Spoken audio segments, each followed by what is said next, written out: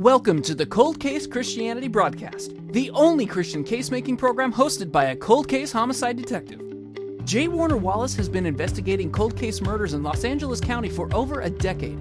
His work has been featured on Fox News, Court TV, and Dateline. For more information about Jim's work and the case for Christianity, please visit coldcasechristianity.com. Now, here's your host, J. Warner Wallace.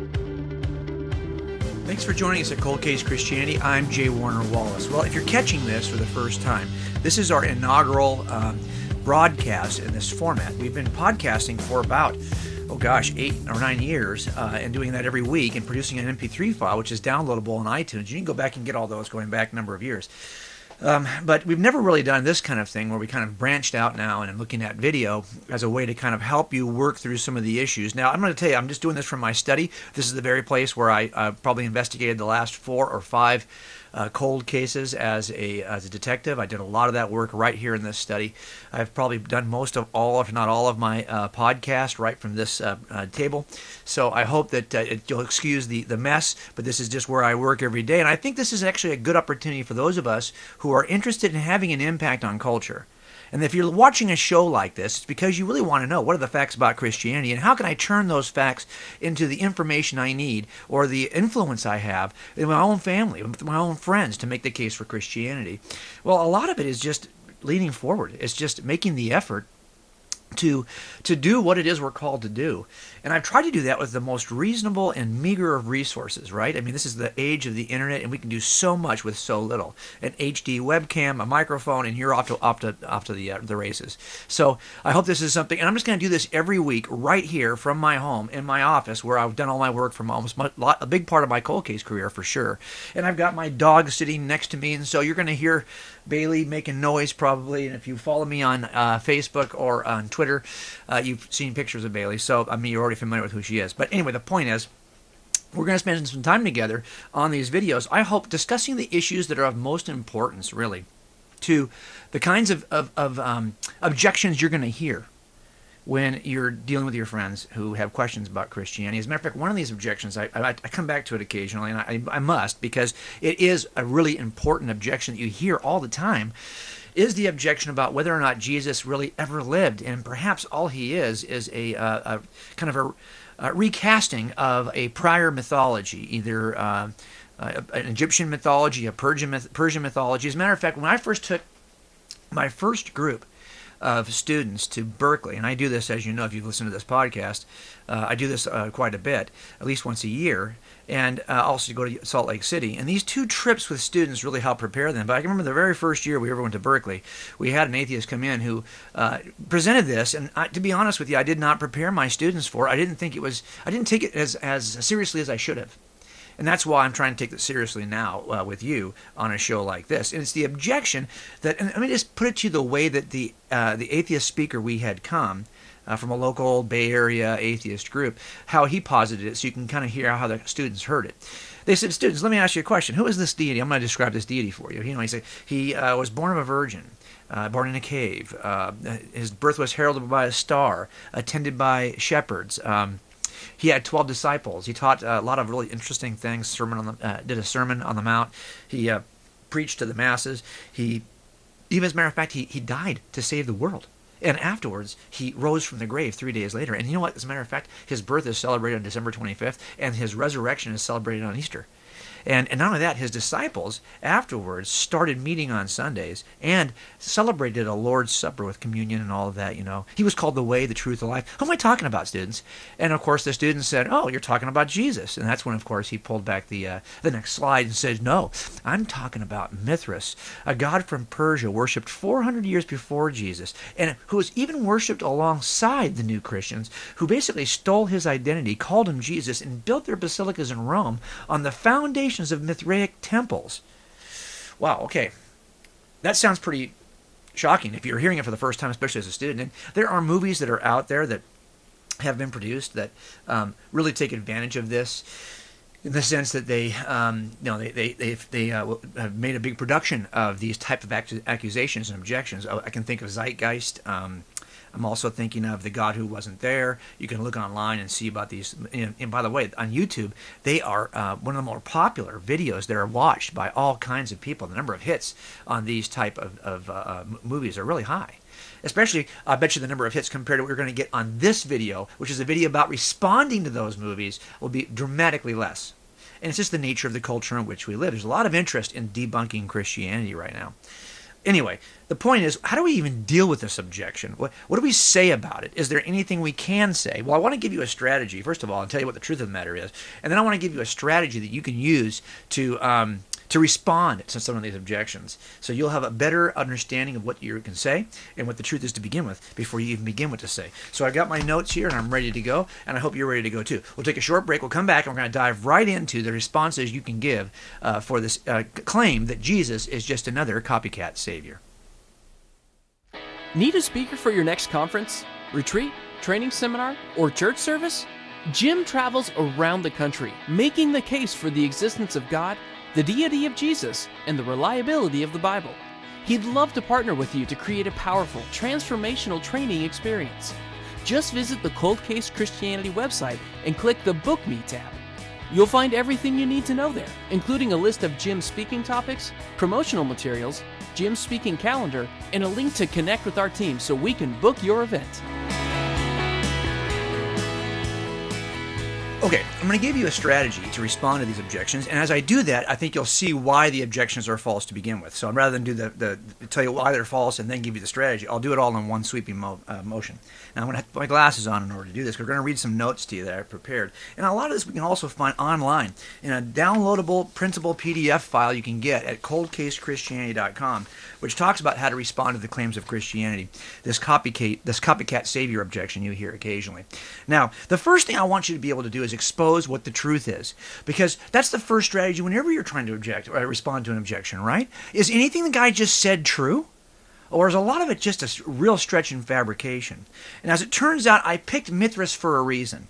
Because sometimes they'll say it's Horus they're trying to compare to Jesus, or it's Osiris they're trying to compare, or any number of deities that have similar characteristics, and we'll talk about that in a minute. But I picked Mithras because Mithras is the strongest, most often, and he's the closest to Jesus of all of these in terms of the kinds of comparisons. If you made a list of all the things that make the deity look like Jesus, well, Mithras is going to have the longest list. So I wanted you to be prepared to respond to the best and greatest of these objections. Then you'll be able to respond to the other ones as well. So the first thing you want to be able to do is to really research who is it they're comparing to Jesus, and is anything they just said actually true? Because most of the time, I got to tell you, it's not. It's not true, and this is exactly what I had to do when I first got this objection for my students, is I went out and I said, look, you can't do the research all online. I mean, I wish it was that way, and you can certainly start there. And I would suggest you start with both on the pro and the con of this, get the best atheist sources that are out there, and get the best Christian sources to help you look at Cold Case Christianity as one of those. But at some point, you're going to have to reference the materials that are actually the best first resources for this. So let me give you an example of some of the resources I went out and got. Now you can see I tab everything. And this is one of the, it's still available online. This is probably the easiest book you can get. And it's a book called The Origins of the Mithraic Mysteries by David Ulansey. This is a good volume to have. And if you have this volume, you'll be able to do a lot of the work that we're talking about today, because this is going to give you the truth. The truth not just about what they are going to say, but the truth about what really is underneath the history of the study of Mithraicism. Okay, so this is an important volume. And it's a relatively inexpensive volume you can get. This volume is a little harder to find. This is Mithras, the Secret God by M.J. Vermassen. I'm sorry, it's Vermaseren, and I'm sure I'm making a mess of his name. It's Vermaseren. Now, it's an older book, and I had to get mine from, apparently it was at one time a part of a library. I think I got it on eBay. It was not cheap when I got it. It's one of the original copies. But these are scholars who have done work over the years on the nature of Mithras. As a matter of fact, there was a large body of scholars that came together, and this volume, which is much more expensive, I hate to say it, but it is. It's Mithraic Studies, and it's edited by John R. Hennels, and it really kind of brings together a bunch of scholarship from both the last century and the century before even, related to Mithras. and who Mithras is. And so these volumes are the volumes that I used to look and examine the claims that are offered by those who are saying that Jesus is a copycat of Mithras. And let me tell you what I've discovered. That's the biggest and the quickest way to knock down the objection.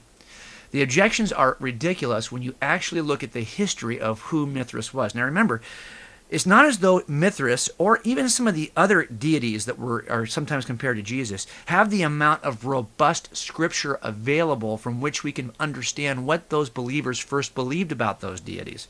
We've got lots of literature about Jesus from the first century, from the Gospels, from the New Testament, that we can actually examine and see, hey, is this actually, what are these first claimers, the first people who claim to have seen Jesus, what do they claim to have seen? Not so with Mithras.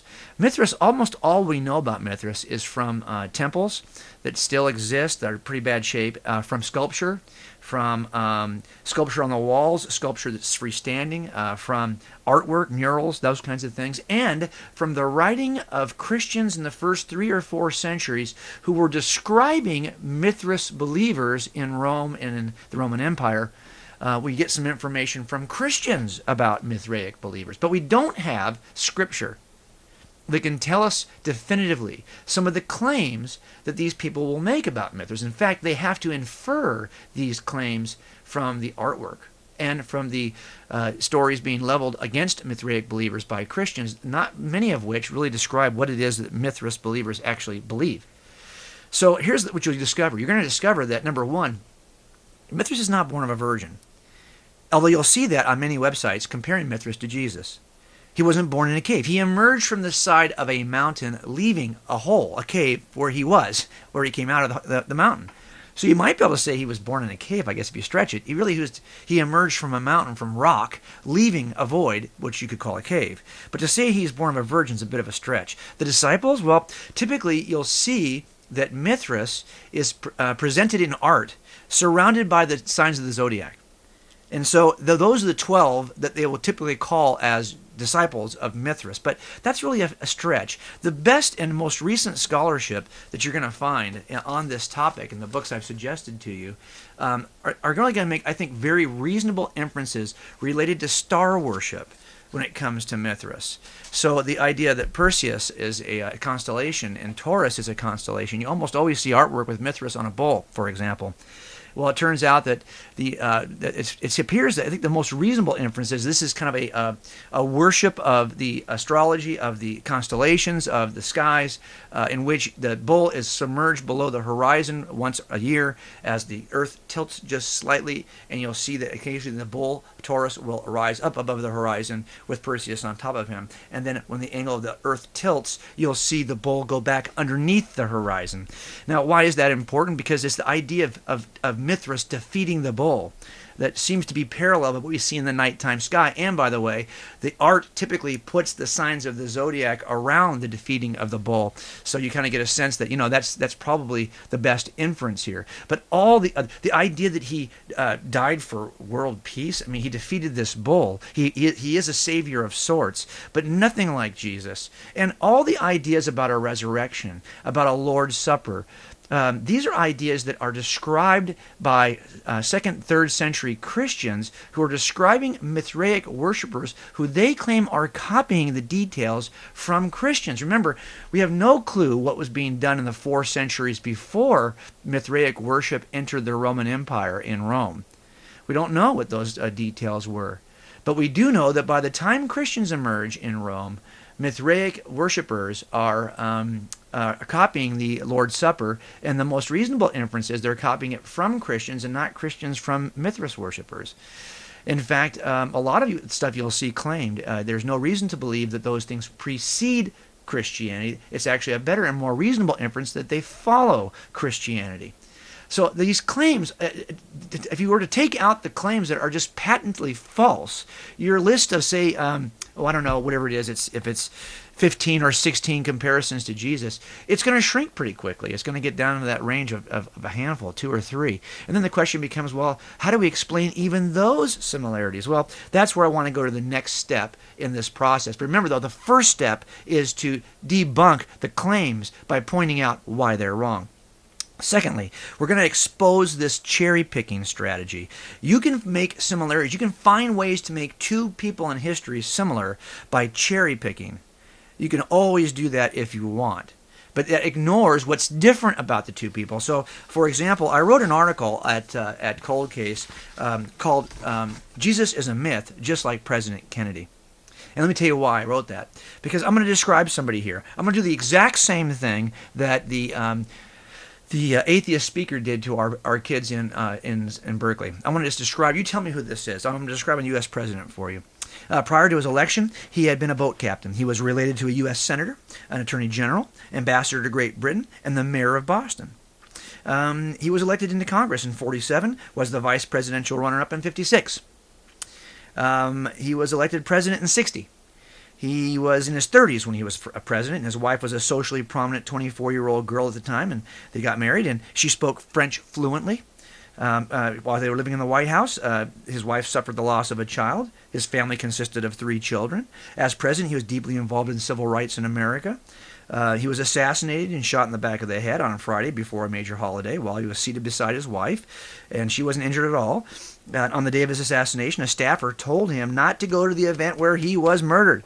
And not only that, following the assassination, there were these insistent claims that the fatal shot must have come from a different direction. And finally, a couple more here. His assassin was born in 39 and was a Southerner who had extremist views. The assassin was murdered before he could be brought to trial. He was killed by a shooter who used a Colt revolver and fired only once, a fatal shot. And after the assassination, he was eventually succeeded by a vice president who was a Southern Democrat and former senator named Johnson. Kids, who am I talking about?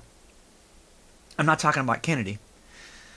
I'm talking about Lincoln, because all those facts are true of Abraham Lincoln. I mean, at least if you believe the internet stories about Abraham Lincoln. So here's my problem. Clearly, are we going to deny the existence of John F. Kennedy because we have similarities to Abraham Lincoln? Of course, what I did here was look for similarities, cherry-pick them out, craft them and word them in such a way that they make it sound like he's actually John, when in fact he's Abe. And I can do that with a lot of people.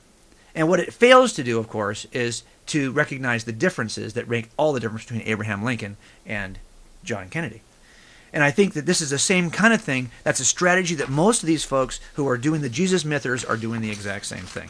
So I just want you to be aware that that's the strategy they're taking. So 2 things you can do: expose the false claims, expose the errant strategy. We'll come back after this break and I'll tell you the last 3.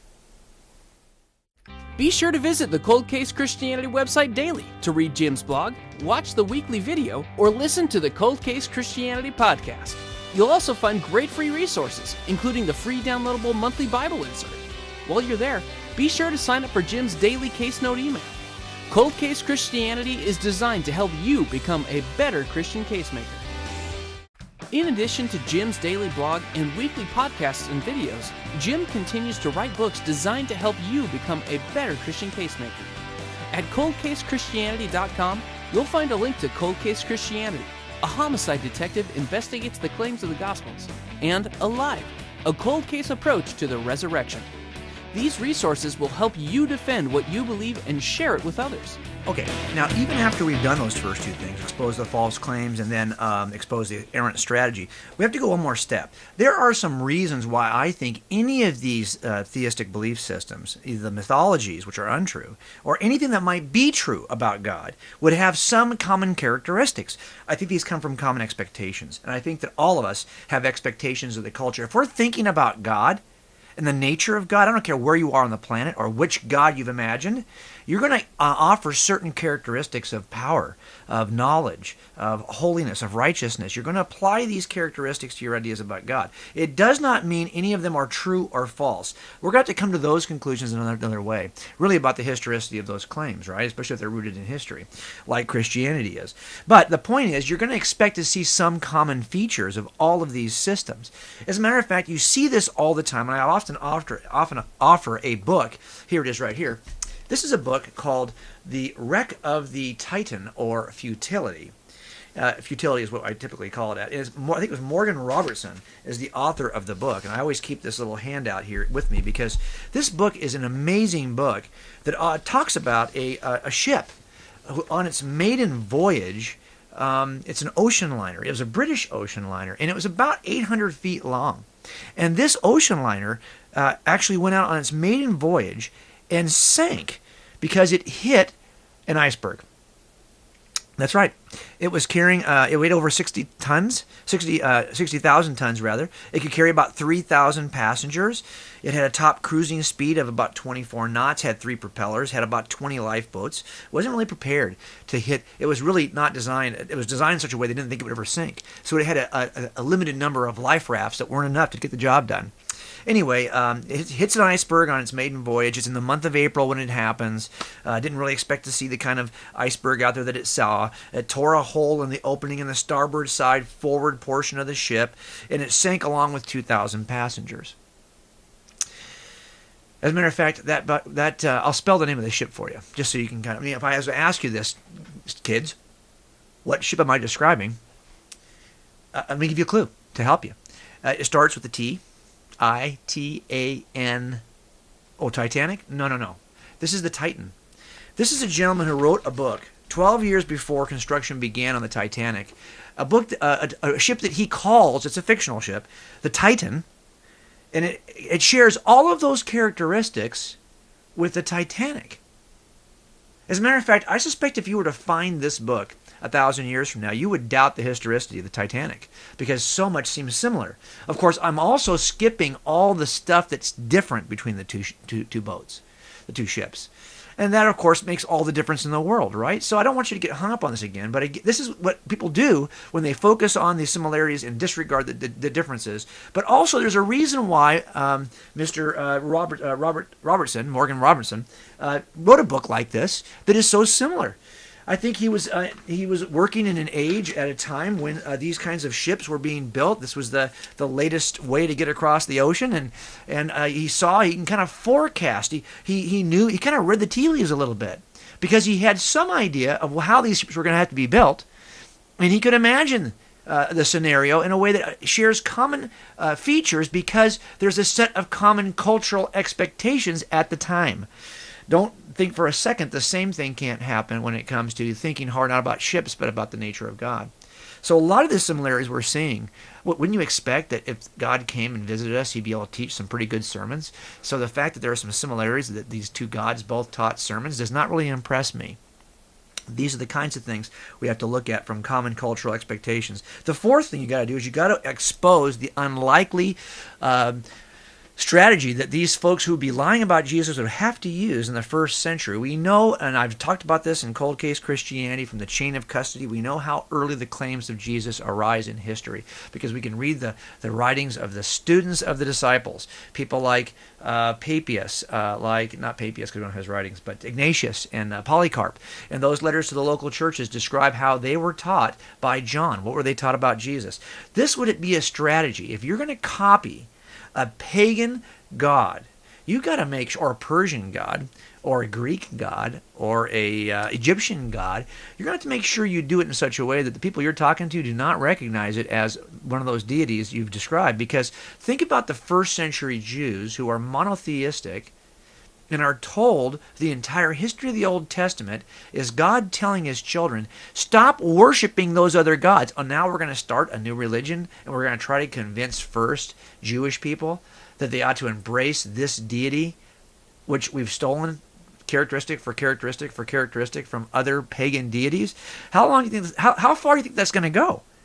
I mean, how likely do you think that's going to be embraced by people who are of a Jewish faith in which they come out of this system, warning them repeatedly? The nation of Israel was divided, was conquered. You don't worship foreign gods. And this is the strategy you're going to use to kind of gain their trust, to convince them that Jesus is God. I think the strategy on its face is absurd. Aside from the fact it doesn't really match these other deities and all the other things I've talked about. 4 things we talked about so far. Those are expose the false claims, expose the errant strategy involved, expose the common cultural expectations you would expect anyway, and expose the unlikely approach that these folks would have to take. Last thing, in the end, I don't care if this thing was word for word identical to Jesus, which it isn't. It's all going to come down to the historicity of Jesus. How reliable are those documents about Jesus? That's what it's going to come down to. And we're going to have to make a case, expose the reliable nature of the gospel eyewitness accounts. What I try to do in both the website and the book is talk about how any eyewitness account about any event in the past, and believe me, when I'm working cold cases, that's what I'm dealing with. Reports written 30 years ago, sometimes covering interviews with people who are now passed away.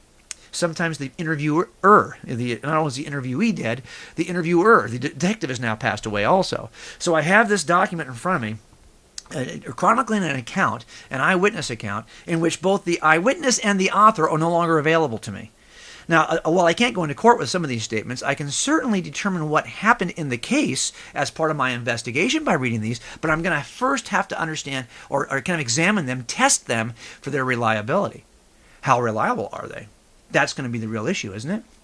And in the end, I did this with the Gospels, 35 years old, a non-believer. I was a pretty committed atheist, pretty argumentative atheist, I would say. And the idea here for me was I didn't trust any of this nonsense, and I really had to spend time examining the case to see if it held water. And I did it by examining the 4 areas of eyewitness reliability that are so critical, which is number 1, were you really there? You say you were there, but were you really there? So how early are the documents? Number 2, can they be corroborated? Can your statement be corroborated in some way? Do we have any evidence at the scene? Another eyewitness?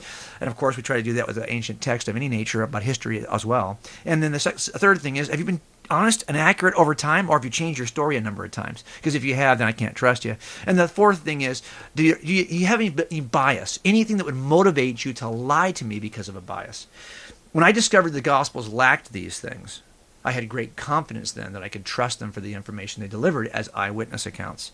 And that's really what it's going to come down to. So the strategy I take with these folks who want to talk about Jesus as a copycat savior, expose the false claims, expose the errant strategy, expose the common cultural expectations, expose the unlikely approaches being taken by these folks, and then take the time to expose the reliable nature of the Gospels, because they are reliable. Hope that helps. Now, listen, as you kind of think about this, I hope you look at resources. They're all over online. There's great books out there that'll help you make the case and become a better case maker.